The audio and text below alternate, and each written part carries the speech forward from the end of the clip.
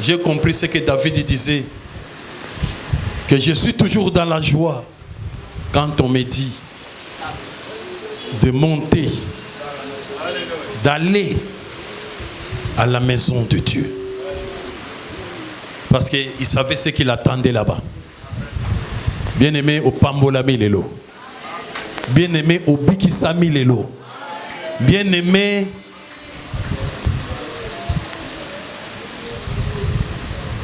au Soukwami Lelo. Amen. Amen. Amen. Gloire au Seigneur. Il est le roi des rois. Amen. Tu peux prendre 10. 10, 46. Marc 10, le 46e verset.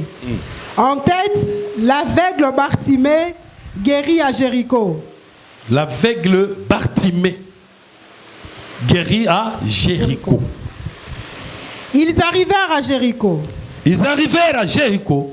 Et lorsque Jésus en sortit, avec ses disciples et une assez grande foule, le fils de Timée, Bartimée, mendiant aveugle, était assis au bord du chemin.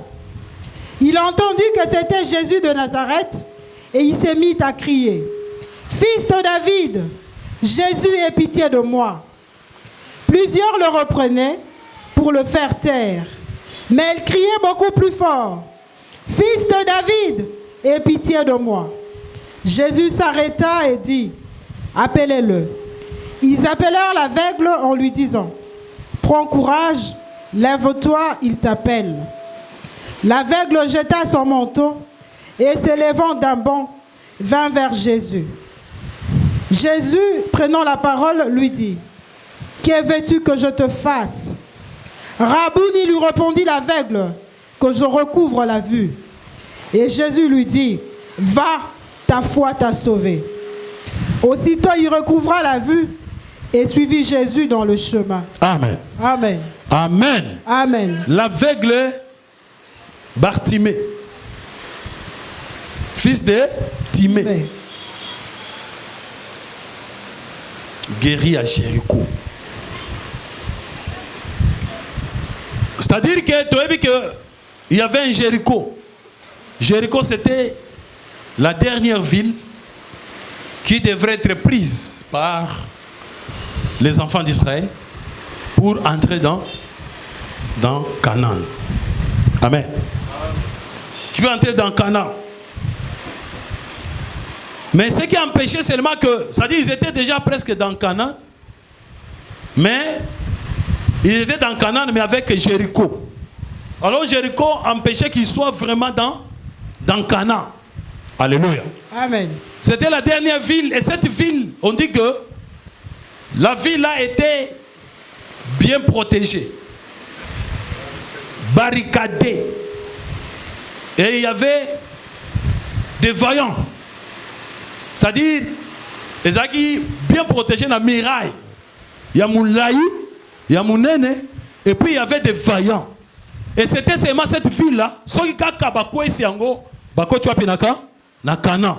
C'est-à-dire que si balongi bamboka nyonso, ba phérésiens, balongi ba jébusiens, balongi ba girgasiens, balongi ba moréens, balongi ba hittite, balongi ba phérésiens, balongi ba cananéens, balongi ba boye ba nation na nyosé.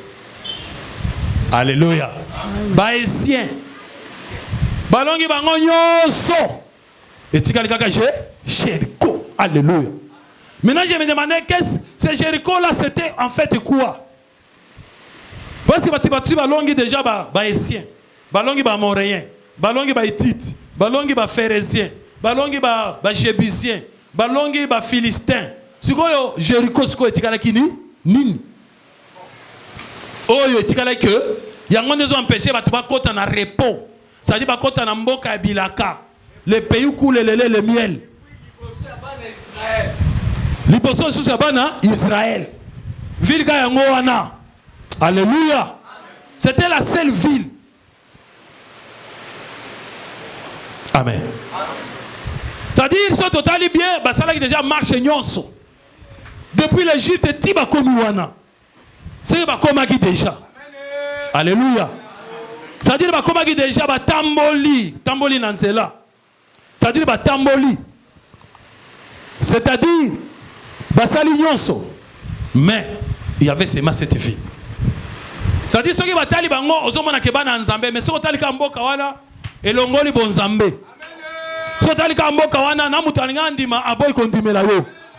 Yango pesala ke moi o vivre pendant na esengo pe o glorifier nzambe ezate mais aussi au tamboli. Jéricho kaka.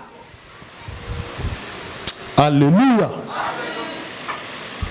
Alléluia. Amen. Mais mboka wana Josué a consisté à l'obité. Parce que tu vas connaître hôtel en mboka wana bazonga ki o balba ki toko zuango. Ezaki Josué na nani? Na Caleb. Foi ya kosakana na ngote. Alobi toko zuwa. To zuwa mboka wana. Po mboka wana so okoti mutu nyonso abi nzamba zao. Alléluia. Attends, mais nzambe na biso za makasi, nzambe na ibi bien, nzambe boy na boy. So atali yo boy albi longwa. C'est-à-dire les mboka moko ils ont empêché. Alléluia. Ils ont empêché Canaan et monana. Prise de définition. Mais mboka ngonde awa Satan pe alali nase. Arabi olongi nga mingi. Olongi ba phérésiens, olongi ba hittite, olongi ba girgasien, olongi ba jébusien, olongi ba hissien, olongi ba moréen, olongi ba ngonyonso wana tout et tout. Ya oyo nde mboka oyo pona pesa yo. Awa nde osala boy. Alléluia. Et c'était Jéricho. Mais beaucoup de mutu aza nzambe. Mais comment mutu nzambe à cause à la boy? Et loko ezo bundisa ye. O etelemeli wana. Etikala kaka mboka moko wana Jéricho. Alléluia. Alléluia. Siko mboka yango oyo esalaki ke nani paza na kati Bartimée. Est-ce que vous avez solo? Bartimée pe azakuna. Fils ya Timée.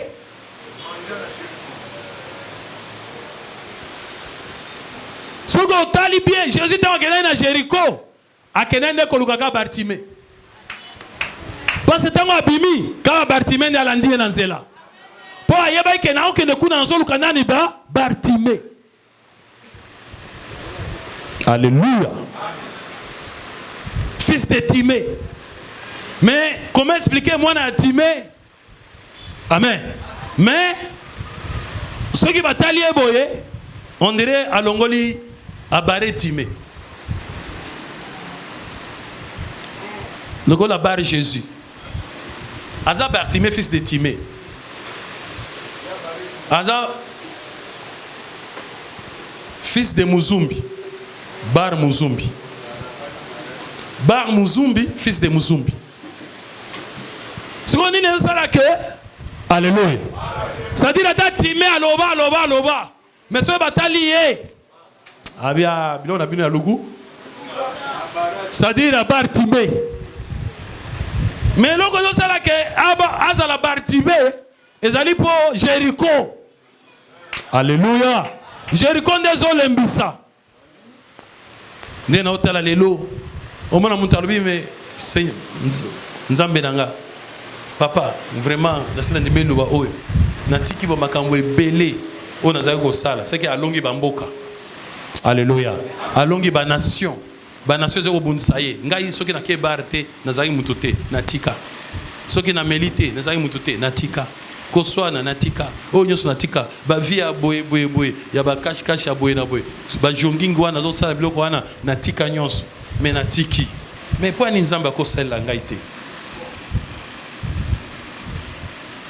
C'est-à-dire otala mutoyo etikali kaka mboka mo o ezo longola isengo engelo banini Jéricho.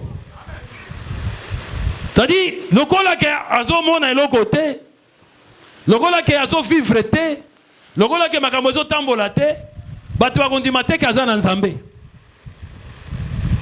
bakondima te ke aotambola na nzambe, zokanda asi abangi nzambe. Mais soki bamoni kaka boye balobi oyo aza nano na masumu eza nde bamalédiction na ye, baomonaka malédiction na nzoto, baomonaka kolundeli osambelaka te.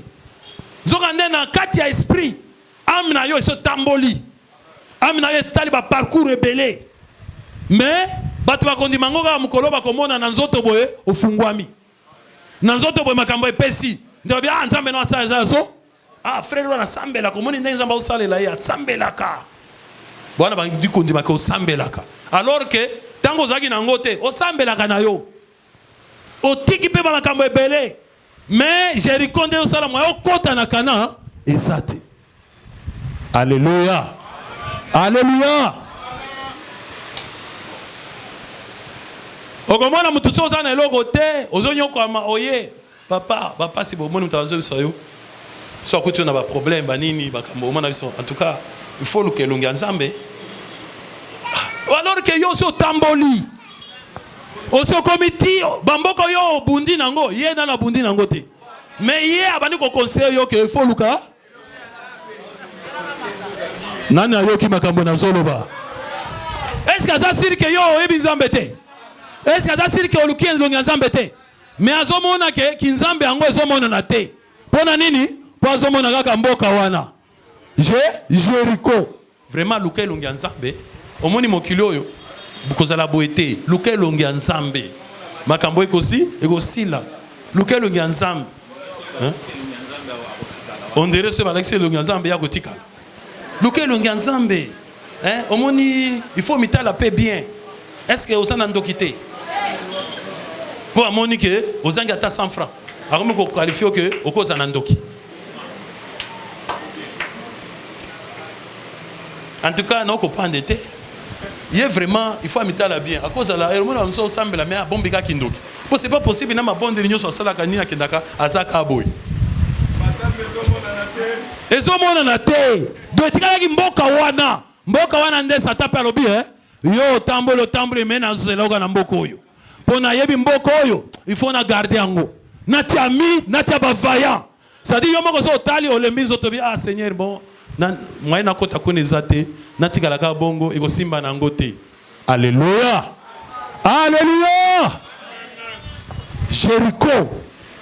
Mais nazana nde na besoin ya ba Josué ba Caleb, nazana besoin ba tu foi pona yebi lelo il faut Jéricho sanini ekweya okota na repo ya solo repo wana na libanda pena na kati do repo wana mona naki déjà na kati mais libanda nde zobima te. Satan palobi place na konyonga yo yango wana yo yembela ka nzambe amina lele après okozonga makolo. Nani azoka makamana zoloba yema na ondengo lingia wa ngombo yo na nanye mungongo esili to zongi maya lobo. Nani azoka makamana zoloba nani azoka makamana zoloba. Jéricho Bartimée azaki jeté Yesu nda kote la bite bana nanga bakotika na ba position wana te ayebinga bien aza mwana Timé. Amen. Mais les ont la valeur à Timé à partir na ye nde ezo barre nyonso académie Académie, bon, académie yango nini, yo sel nini, tout le monde en académie yango te kaka munoko, kalo ba molimo ya molimo. Tala, to zoya na ba problème, ba passe, na yo nga moko na yo tala yo na ndako mona solo ba. Pasteur na bango, na ndenga bien te. Pasteur ba mutaonyo kwama. Il y a des pasteurs na bango. Eza bongo. Amen. Ça dit azo baré. Ao baré timé. Mais ce qu'on a bien, Nazoya, ah, bonjour pasteur, nga pe avoko ndo foti anga loboko, po ase amoni kuna. Est-ce que nako aussi? Nga pe soki avant kende yebisa pasteur signaler avant kende abonde la pepo nga ba problème awa, po azomona yo. Mais soki kuna epa na yo 2 jours boliete. Ezaka, oya ko luka asa kuna, c'est-à-dire kende na yo. Ao bare timé. Alléluia. Nani mokonzi. Beta na nkolo maboko bakasi. Hey! Lelo tolingi tokota na kanani nyonso ya solo. Na kati pe libanda. Batali na kati oza na kana, libanda pe bamoni ke oza na kana. Alléluia. Na ba cabinet na bango. Tokota bango nyonso. Tokota kota. Kana mingi te tokota. Na okota na yo. Tokota na yo. Toko remplacer bango. Bakomi pe bakoko. Eza la bati akomi pe koko. Tambo mwa bakoko. Oyo pe kuna koko, faut to remplacer bango. Amen. Il faut ba Jéricho ekweya. Alléluia.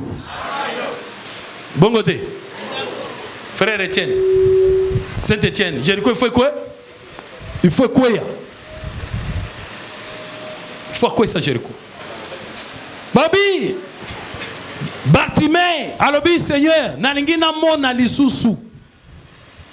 C'est que liboso za komona. Liboso za komona. Parce que nalingi na mona lisusu. Pour ce que obota mi omona kate, olobani nangi na mo. Mais si on a mona lisusu, ça veut dire qu'il y a komona. Mais dans la monaka, il y a komona. Nani asala ke amonate. Amen.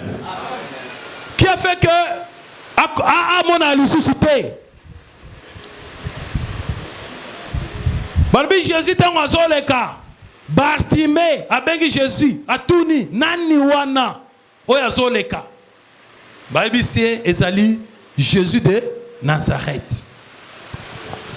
C'est bien, Jésus de Nazareth. Il fallait maintenant appeler là. Jésus de Nazareth.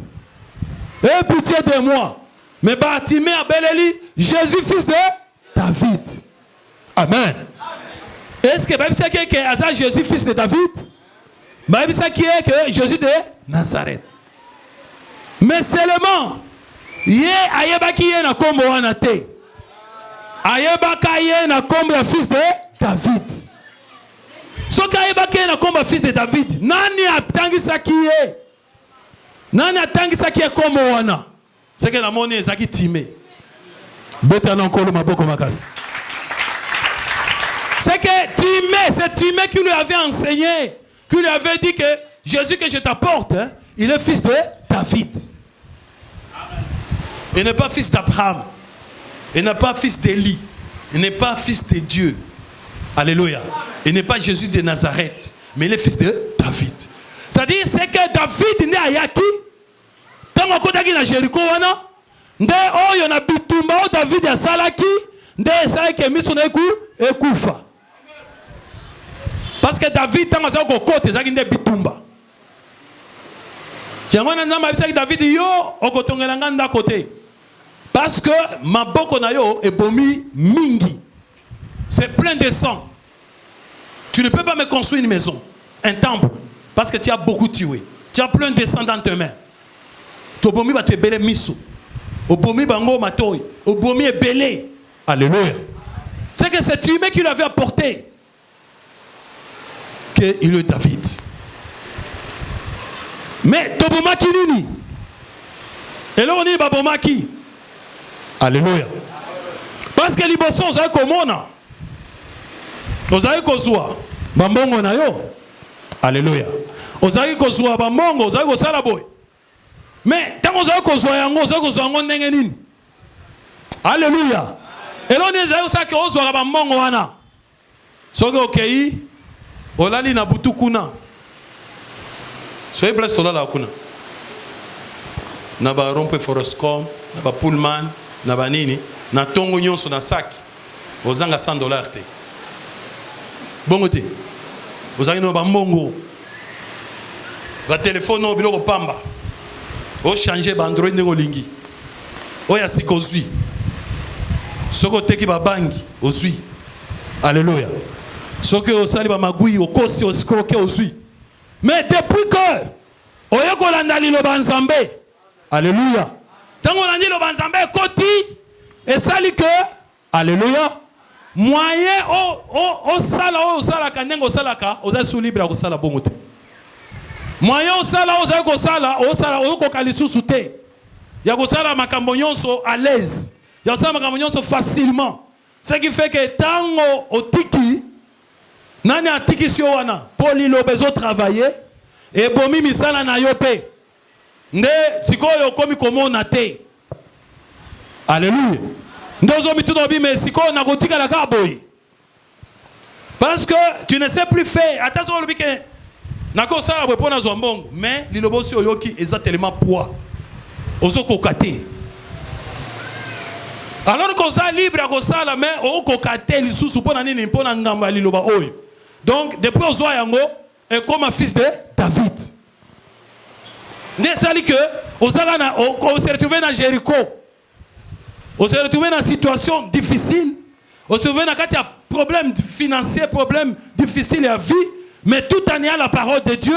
Et tu n'es pas aussi libre ni être capable de faire n'importe quoi. Pose ou kambongo. Mais dans le boy, il peut souffrir. Jésus, fils de David. Amen, amen, amen.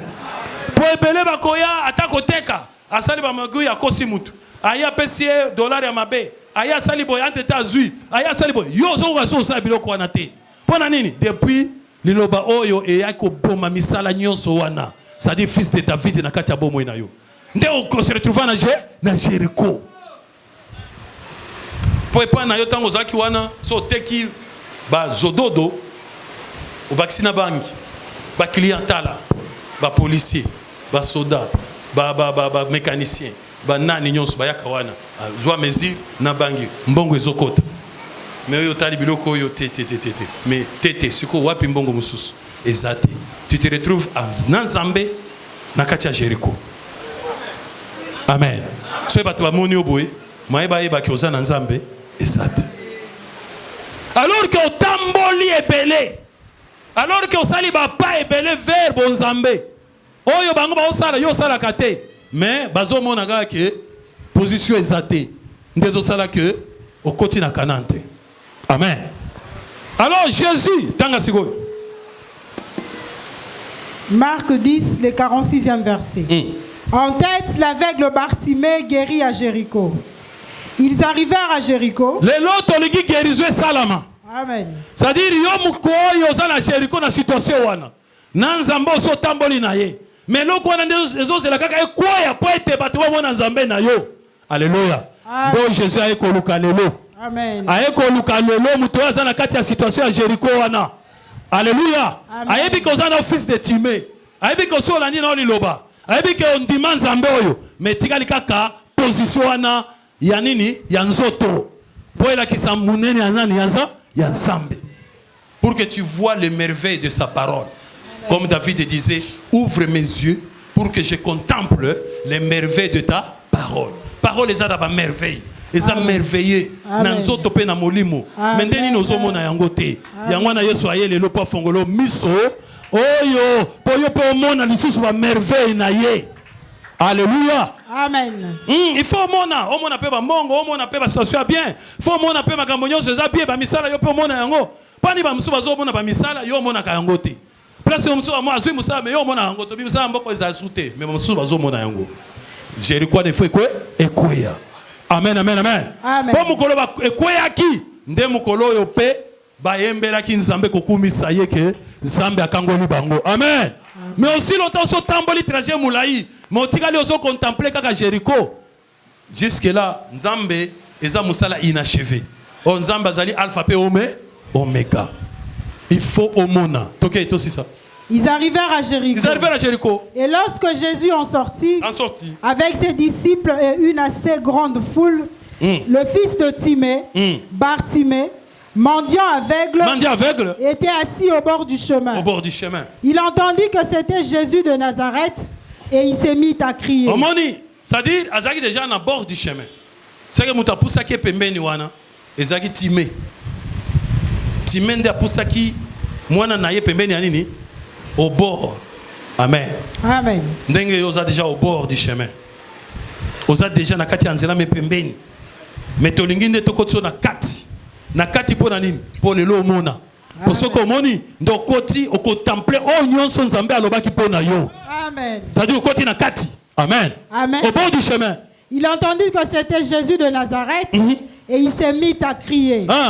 Fils de David. Fils de David. Jésus, aie pitié de moi. Aie pitié de moi. Nzambe yokelanga mao. Amen. Nzambe ayokelo mawa. Amen. Ayokelo ma po yende asali okoma boy. Po na kotika boy. Alléluia. Amen. Po yo poza ko sala oza pe mu cascade. Oza pe mu takoningana. Oza pe ko ni ma défaite te. Po ozwa kaka. Alléluia. Oza pe ko kosa ko sala nyonso kaka po ozwa. Alléluia. Amen. Oza yi mo on dit même ba ko bima soki ndenge nini. Amen, amen. Po ozwa kaka. Mais nyonso wana po na Jésus wana. Ndo tika sikoyo il faut ayokeloma akotika boité comment yo olingi okende otika ngabo na position parce que si na komi boy eza pona yo na omona soute na zotala soute na simba soute eza ka pona nzambo. Alors aie pitié de moi, tu peux pas me laisser comme ça. Alléluia. Amen. Plusieurs le reprenaient pour le faire taire, mais il criait beaucoup plus fort. Fils de David, et pitié de moi.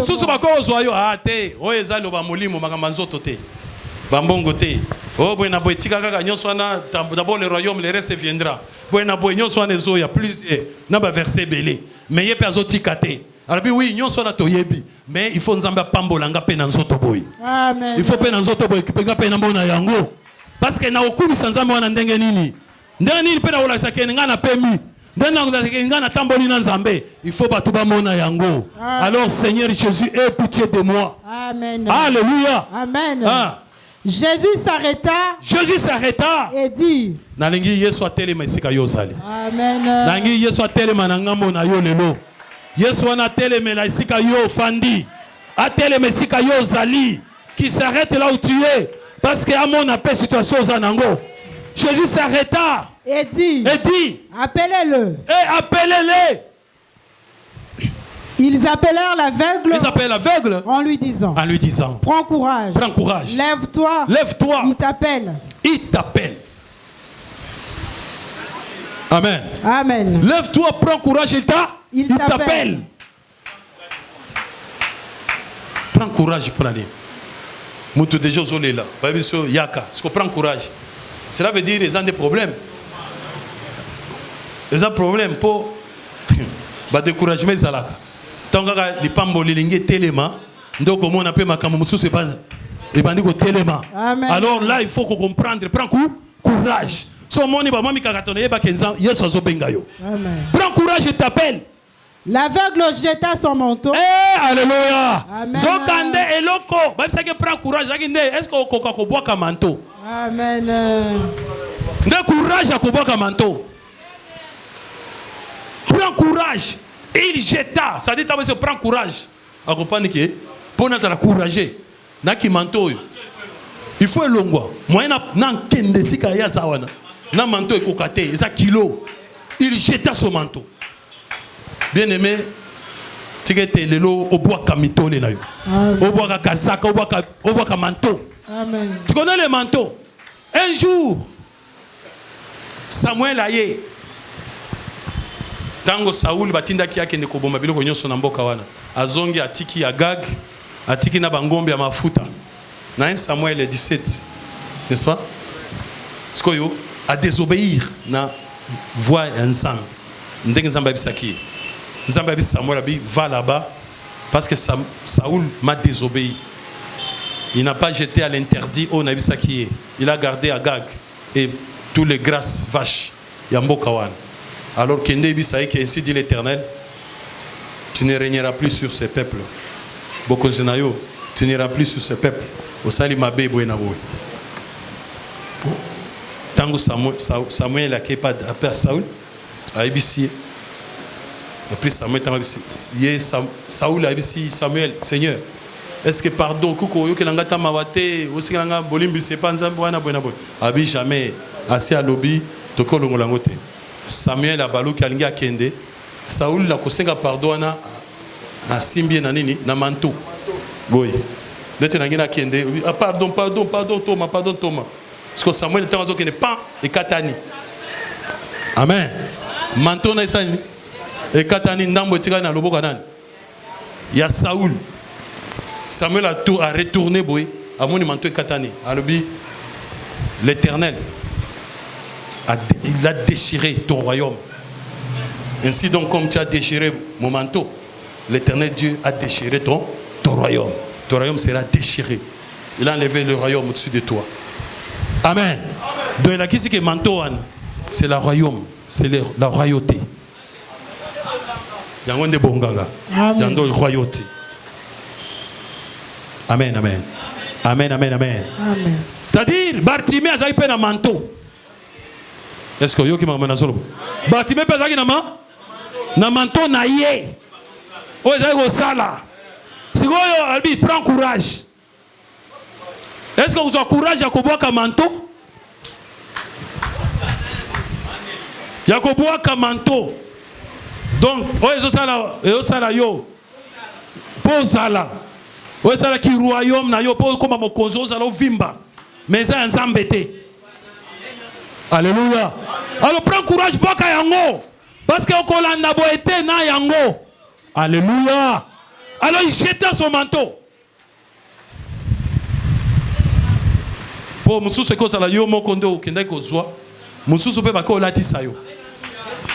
Oya ka wanzo kande balatisa o manteau. Moyen espèce au kilo. Moyen au quota n'a pas promis d'être déclaré. Malheureusement qu'on saisit aujourd'hui.